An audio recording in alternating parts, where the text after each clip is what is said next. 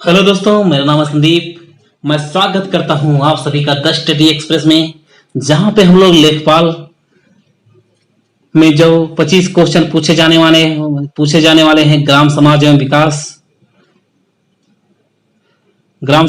विकास के 25 क्वेश्चन पूछे जाने वाले हैं। उसका चौथा चैप्टर यानी खेती संबंधी माप आज हम लोग देखेंगे। यहाँ पे 18 चैप्टर टोटल दिए गए हैं। तो यहाँ पे 18 चैप्टर दिए गए हैं, जिनमें से 3 चैप्टर हम लोग ऑलरेडी पढ़ चुके हैं, जिसमें से उत्तर प्रदेश एक नजर में, भारत में ग्राम विकास, उत्तर प्रदेश में कृषि व्यवस्था एवं विविधीकरण परियोजनाएं, इन सब का पीडीएफ भी आप लोग को दिया जा चुका है। आज हम लोग देखेंगे चौथा चैप्टर, जिसका नाम है खेती संबंधी माप। तो चलिए देखते हैं हम लोग खेती संबंधी माप में क्या क्या जानेंगे। भारत में प्रयोग होने वाले खेती के माप। सल्तनत काल में सिकंदर लोदी के टाइम पे एक गज ए सिकंदरी नाम का गज ए सिकंदरी एक प्रणाली थी जिससे खेत नापा जाता था। खेत नापने का शुरुआत हुआ था देखेंगे, क्योंकि यहाँ से किसानों से टैक्स लिया जाता था, तो इसलिए खेत को मापना जरूरी था कि किस हिसाब से किसके पास खेत है, उसी हिसाब से टैक्स वसूला जाएगा। तो गज ए सिकंदरी जो है सिकंदर के टाइम पे शुरू किया गया था, इसी हिसाब से टैक्स वसूला जाता था। लेकिन अकबर के शासन काल में, अकबर 1556 में बनता है यहाँ पे शासक। उसके बाद 1580 में ये स्टार्ट करता है टैक्सेशन, जिसका नाम है आईने दहसाला। यहाँ पे हिस्ट्री पढ़ा दे रहा हूं आपको। आईने दहसाला 1580 में स्टार्ट होता है, एक टैक्सेशन है। और इसको यूज करने के लिए इसने स्टार्ट किया गज ए इलाही। गज ए इलाही एक खेत मापने का तरीका है। इसमें जैसे गज ए सिकंदरी में 39 उंगली, जो हाथ की उंगलियां होती हैं, उसको किसी रस्सी से या किसी चीज से नाप लिया जाता था 39 उंगली, और उसी को पैमाना माना जाता था। उसी हिसाब से खेत को मापा जाता था। तो गज ए इलाही में अकबर के शासनकाल में इस टोडरमल के द्वारा शुरू किया गया था। यहाँ पे 41 उंगलियों को यूज किया जाता था। गज ए सिकंदरी में 39 और गज ए इलाही में 41। लेकिन अंग्रेजों के टाइम पे ये पूरी सिस्टम बंद कर दिया गया था, क्योंकि उसके बाद थोड़ा सा स्टैंडर्ड बनाया गया। यहाँ पे इंच यूज किया जाने लगा। 1 इंच जो है सबसे छोटी इकाई मानी गई। इसको शाही इकाई व्यवस्था यानी इंपीरियल, ब्रिटिश इंपीरियल के नाम से भी जाना जाता है, या शाही प्रणाली के नाम से भी जाना जाता है। इसको ब्रिटिश बाट और माप अधिनियम 1824 में इसको डिफाइन किया गया है, यानी इसमें इसको परिभाषित किया गया है। और 1 जनवरी 1826 में पूरे भारत में इसको लागू कर दिया गया। आप देखेंगे शाही व्यवस्था चलती थी 1858 तक शाही व्यवस्था चली है। 1958 तब तक जो है इसी को शाही इकाई व्यवस्था ही माना जाता था। उसके बाद जो है मीट्रिक प्रणाली अपना ली गई। यहाँ शाही इकाई व्यवस्था में इंच को 3 जौ का दाना जो होता है, जो अनाज का दाना होता है, उसको 1 इंच के बराबर माना गया। यहाँ पे देखेंगे 3 जौ के दाने को 1 इंच के बराबर माना गया, और 12 इंच को 1 फुट के बराबर, 3 फुट को 1 गज के बराबर। अभी भी ये सब यूज हो रहा है। देखेंगे 1 फुट में अभी भी 12 इंच होता है, 1 गज में 3 फुट होता है। 22 गज को 1 चैन या छोटी जरीब, अभी मैं आपको जरीब बताऊंगा यहाँ पे जरीब क्या होता है। यहाँ पे एक चैन या छोटी जरीब को 22 गज के बराबर माना जाता है। ये सब अभी भी माना जाता है। 10 चैन के बराबर यानी 10 छोटी जरीब को मिला के 1 फरलांग मान लिया जाता है, और 8 फरलांग जो है बराबर होता है 1 मील का। इसको आप ऐसे ऐसे रट लीजिएगा, आपको पीडीएफ मिल जाएगी। 1 अक्टूबर 1958 को मीट्रिक प्रणाली अपना ली गई। इसको पूरे भारत में यूज किया जाने लगा। यहाँ पे सबसे छोटी इकाई जो है मीटर को माना गया। तो मीटर को कैसे नापेंगे? तो यहाँ पे किलोमीटर में 1 किलोमीटर में 10 पावर 3 यानी 1000 मीटर माना जाएगा। 1 किलोमीटर में 1000 मीटर। 1 हेक्टामीटर में 10 के पावर 2 यानी 10 स्क्वायर यानी 100 मीटर बराबर हुआ 1 हेक्टेयर मीटर के। एक डेका मीटर में हुआ 10 मीटर। इसी हिसाब से अगर छोटे और कम में जाएंगे तो 1 मीटर में 1/10 मीटर में यानी 1 डेसीमीटर होगा, 1/100 मीटर यानी सेंटीमीटर, और 1/1000 मीटर यानी 1 मिलीमीटर। इस तरह से इसको नापेंगे। इसको सबसे बीच वाली इकाई जो माने हैं मीटर, इसी को इकाई माना जाता है अब के हिसाब से। 1959 में 6 देश जो हैं, जो अंग्रेजी बोलने वाले देश हैं, चाहे अमेरिका हो, यूके हो, Canada, south Africa, Australia, New Zealand, ये सब मिलके एक नया स्टैंडर्ड बनाते हैं जहां पे 3 जौ के दानों को मिला के 1 इंच नापा जाता था। यहाँ पे कर दिए इसको सेंटीमीटर लाए, जहां पे 2.54 सेंटीमीटर को 1 इंच के बराबर नापा गया। आईएसओ जो है, इंटरनेशनल ऑर्गेनाइजेशन ऑफ स्टैंडर्डाइजेशन, जो है 1947 में इसको बनाया गया था लंदन में, और इसका जो हेडक्वार्टर अभी है यह है जेनेवा में, स्विट्जरलैंड में। इसको याद रखिएगा, ये एक्स्ट्रा नॉलेज हो गया। शाही इकाई व्यवस्था में 1 फुट में बराबर 12 इंच होता था, वो अभी भी है। इसमें अब सेंटीमीटर ला दिया गया, तो 1 फुट को मीटर के हिसाब से क्योंकि नापा जाने वाला है, तो 1 फुट में 12 गुणे 2.54 सेंटीमीटर यानी 30.48 सेंटीमीटर हुआ। इसको मीटर में अगर बदलेंगे तो 0.3048 मीटर हुआ 1 फुट में। इस तरह से 1 गज में 3 फुट होता है, उस हिसाब से 3 इंटू 0.3048 मीटर होगा, यानी 0.9144 मीटर होगा।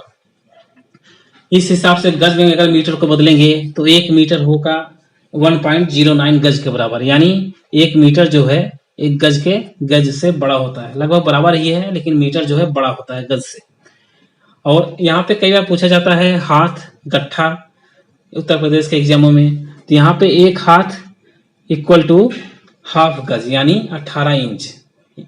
आप देखेंगे 3 फीट यानी 36 इंच जो है होता है 1 गज में, तो आधा गज में 18 इंच हुआ, यानी 1 हाथ में ये 18 इंच होता है। हाथ को अगर सेंटीमीटर में बदलेंगे तो 18 गुणा 2.54 सेंटीमीटर, ये सेमी नहीं सेंटीमीटर है, तो यहाँ पे 45.72 सेंटीमीटर हो जाएगा। एक गट्ठा जो है 5.5 हाथ का होता है, यानी 2.75 गज यानी 99 इंच यानी 8 फुट 3 इंच, 12×8 = 399 इंच। जरीब, वहां पर छोटा जरीब पढ़ चुके हैं। छोटा जरीब जो है 22 गज का होता है। तो जो बड़ा जरीब होता है ये फीता या चैन जैसा होता है, इसमें लोहे की कड़ियां बनी होती हैं, इसमें लोहे की ऐसे कड़ियां बनी होती हैं जिनको यूज किया जाता है। इसमें छल्ले से जुड़े होते हैं, और हर 10वें हिस्से पे एक गट्ठा भी बना होता है। इसे एक गट्ठा बना होगा, इसको नापने में आसानी होती है। हर 10वें फीट पे, हर 10वें ही जो जितना बड़ा जरीब होगा उसका हर 10वें हिस्से पे एक गट्ठा होगा। जरीब 3 प्रकार की होती हैं। शाहजहानी जरीब, शाहजहानी जरीब बहुत बड़ा होता है, इसको ढोना इतना आसान नहीं है, इसलिए ज्यादातर हाफ जरीब को ही यूज किया जाता है। शाहजहानी जरीब जो है बीघा नापने के काम आता है, बीघा मापने के काम आता है। यहाँ पे 200 छल्ले होते हैं। एक शाहजहानी जरीब में 165 फुट का होता है, यानी 55 गज। एक पक्का भीगा जो है 55 गुणे 55 यानी 3025 गज के बराबर होता है। इस हिसाब से इसको नाप लेते हैं। जैसे एक शाहजहानी जरीब यहाँ 55 गज, यहाँ एक शाहजहानी जरीब यहाँ 55 गज, ये हो गया टोटल एक पक्का बीघा। गंटरी जरीब 1620 में अंडमान गंटक हुए थे, इन्होंने खेती नापने का काम शुरू किया था, एक स्टैंडर्ड बनाए थे जहाँ पे 132 फुट का जरीब बनाए थे। सबसे पहले जरीब यहीं से स्टार्ट हुआ था, यहाँ पे भारत में भी यूज हो रहा था शाहजहां के टाइम पे, लेकिन गंटरी जरीब जो है 132 फुट का था, और इसको लेकिन स्टैंडर्ड बना दिया गया था बाद में 66 फुट कर दिया गया। इसको 1800 जो था उसी में किया गया था 1826 में, तो इसको 66 फुट का कर दिया गया, और इसमें 200 छल्ले की जगह 100 छल्ले हो गए। इस तरह एक गंटरी जरीब जो है एक चैन के बराबर होता है, यानी 22 गज। ये जो छोटी जरीब थी आप पढ़े थे वही है। मीट्रिक जरीब, मीट्रिक जरीब में मीट्रिक जरीब में 20 सेंटीमीटर वाले 100 कड़ियाँ होती हैं। आपको थोड़ा जरीब दिखा देते हैं। ये हो गया शाहजहानी जरीब, यहाँ पे 55 फीट का होता है, 55 गज का, और यहाँ पे हर 10वें हिस्से पे एक बना होता है गट्ठा, जिससे खेती नापा जा सकता है। और इस तरह से देखेंगे, ये है जरीब।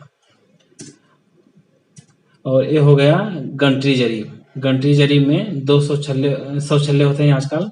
इसमें 22 गज के बराबर होता है ये, और एक चैन होता है पूरी तरह से। और ये हो गया मीट्रिक जरीब। मीट्रिक जरीब में 100 कड़ियाँ होती हैं और 20 सेंटीमीटर के प्रत्येक कड़ी जो है 20 सेंटीमीटर की होती है, और यहाँ पे 3 छोटे छोटे छल्ले बने होते हैं।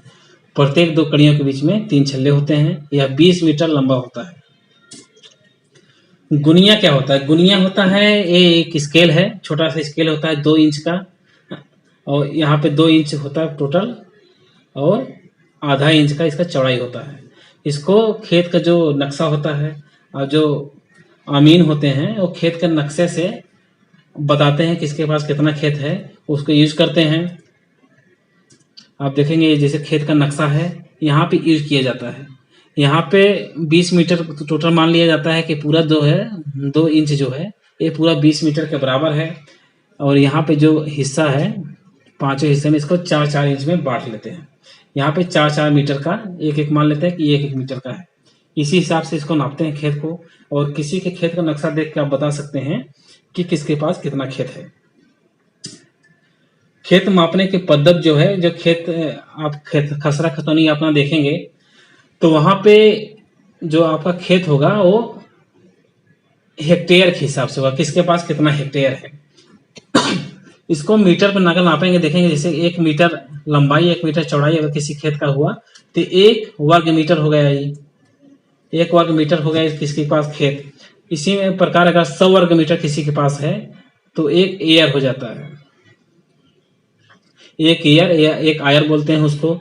अगर यही 10,000 वर्ग मीटर हो जाए, यानी अगर ये 100 वर्ग मीटर लंबा 100 वर्ग मीटर चौड़ा हो जाए तो ये हो जाएगा 10,000 मीटर, और इसको बोलेंगे हेक्टेयर। 1 हेक्टेयर में 11,960 गज होता है। अगर इसको बीघा में मानेंगे, पक्का बीघा जो होता है 1 हेक्टेयर में 3.95 बीघा होता है। अगर किसी के पास 3.95 बीघा खेत है, मतलब माना जाएगा उसके पास 1 हेक्टेयर खेत है। यदि हम एक पक्के बीघे को 20 बराबर टुकड़ों में बांट दें, अगर हम 20 टुकड़ों में इसको बांट दें, एक पूरा बीघा है 55 गज गुणे 55 गज, यानी 3025 गज है। 3025 गज को अगर हम 20 छोटे छोटे टुकड़ों में बांट दें जो बराबर टुकड़े हुए, तो प्रत्येक टुकड़ा जो है 1 बिस्सा होगा। 1 बिस्सा में गज के हिसाब से देखेंगे तो 151.25 गज होता है।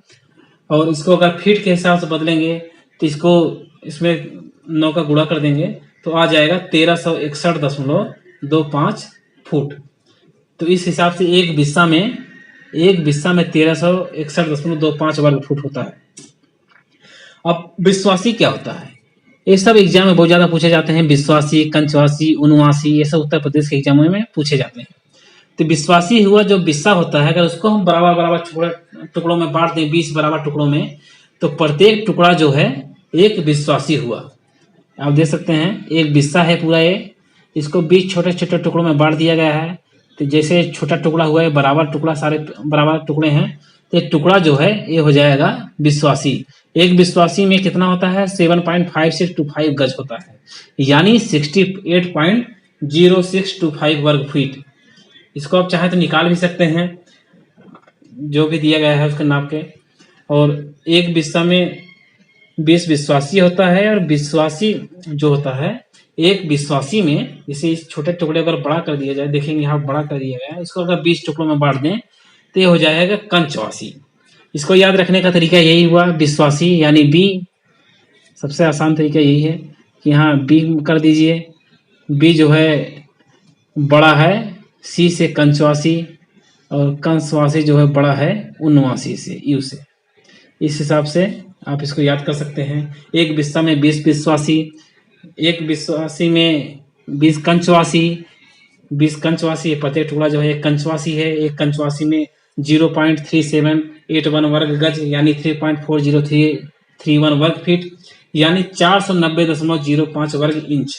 क्योंकि ये बहुत छोटा टुकड़ा हो गया तो इसको आप इंच में भी नाप सकते हैं।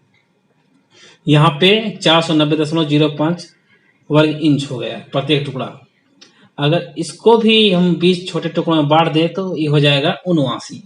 एक कंचवासी के 20 बराबर टुकड़े कर दिए जाएं तो प्रत्येक टुकड़ा जो है एक 79 के बराबर होगा।